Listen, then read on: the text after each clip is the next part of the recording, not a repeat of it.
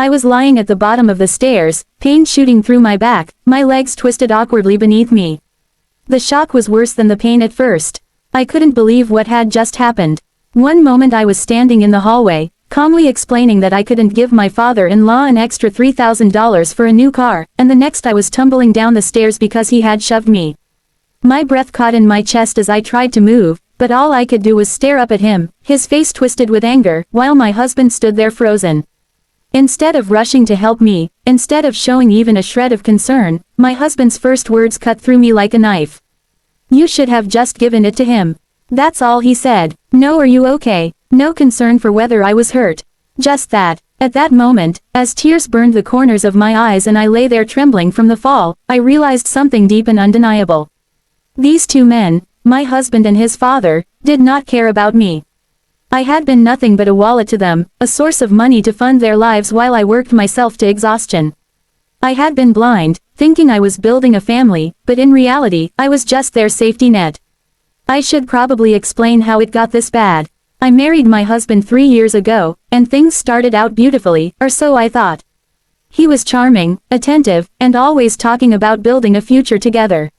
I had a good career, earning well over 6 figures, and I thought sharing my resources was part of building a partnership. His father moved in with us shortly after the wedding. He'd fallen on hard times, he said, and he needed a place to stay. I wanted to help because that's the kind of person I am. I offered to cover household expenses so they wouldn't have to worry. At first, it felt good to help. I told myself this was family, and family looks out for each other. But over time, I realized I was paying for everything: groceries, utilities, rent, repairs, even my father-in-law's hobbies. Every month I handed him $4,000 to manage household expenses, and he took it without hesitation, always acting like it was owed to him. My husband never objected, he just let it happen. The first time I started to feel uneasy was when I asked for help with something simple: getting my car serviced. I had been swamped with work, exhausted from pulling extra shifts to keep up with rising costs, and I asked if one of them could take it in. My husband shrugged and said he was busy. His father laughed and told me I could afford to hire someone to do it. That was the first crack in the illusion. They didn't see me as a wife or a daughter-in-law, I was just their bank. But I swallowed my feelings and kept paying because I thought that's what love looked like. I told myself they appreciated me deep down. I was wrong. Then came the night that changed everything. My father-in-law barged into the living room, waving car brochures in my face, demanding $3,000 for a new car. Not asking, demanding. He said he deserved it because he'd been driving the same old car for years, and I owed him for letting him live in our home. When I said no, his face twisted in anger. I was tired, bone-deep tired from working, and I didn't sugarcoat my refusal. That's when he lost it. He shouted something about how ungrateful I was, how I thought I was better than him because I had money. I turned to walk away, and that's when he shoved me. My body bounced off the stairs like I was weightless. The pain exploded in my back, and I couldn't catch my breath. I remember looking up at him and seeing no remorse, just rage. Then I looked at my husband, expecting him to defend me, to at least rush to my side.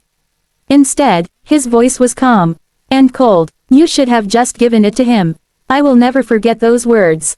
That was the moment something inside me snapped. I wasn't going to be their ATM anymore. They wanted to treat me like a bank. Fine, I'd close the account permanently. The next morning, I woke up sore and bruised, but I didn't let them see me cry. I made breakfast like nothing happened. I went to work like everything was fine. But inside, I was already building a plan. I stopped giving my father-in-law cash that day. I froze our joint accounts, moved my savings to a separate bank, and quietly met with a lawyer. My husband didn't even notice at first because he assumed I'd never leave. He thought I was trapped. I played my role perfectly, smiling, acting like I was okay. I even apologized for overreacting. That apology was bait. It lulled them into a false sense of security while I worked behind the scenes to take my life back.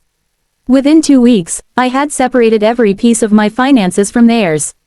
I found an apartment of my own, signed a lease in secret, and arranged to have my belongings moved while they were both out of the house one afternoon. I left them nothing: no furniture I had bought, no electronics, no kitchen appliances. I took it all because I had paid for every single thing. That night, when they came home to an empty house, I was already gone. I didn't even leave a note. My lawyer served my husband divorce papers the next morning, along with a restraining order against his father for assault. They had no idea I was capable of being so cold, but I had learned from the best. I had learned from them. The fallout was brutal for them. Without my income, they couldn't afford the rent. They lost the house within a month. My father-in-law's car broke down, and he couldn't afford to fix it. My husband tried to call me, tried to guilt me into coming back, but I ignored every message. He begged mutual friends to talk to me, but I was done. They had used me, disrespected me, and physically hurt me. I owed them nothing. Watching their lives crumble from a safe distance was the sweetest revenge I could have imagined. I didn't need to scream or fight or get physical revenge. I just had to stop giving them what they thought they were entitled to, me and my money. Now I live alone in a cozy apartment, surrounded by peace and freedom. It's been months since I last heard from either of them. I've built a life without fear, without manipulation, without walking on eggshells in my own home. Sometimes I think about that night, lying at the bottom of the stairs, and I feel a mix of sadness and pride. Sadness for the woman I used to be, who thought she had to earn love by paying for it. Pride because I found the strength to walk away and watch them drown in the consequences of their own actions. That was my justice. That was my revenge. And it was worth every second of planning. If this story made you feel even a flicker of satisfaction, hit that like button, subscribe, and tell me in the comments, what would you have done if you were in my shoes? Would you have left too, or found another way to get even? Either way, make sure you subscribe for more stories like this one, because justice always finds a way to come full circle.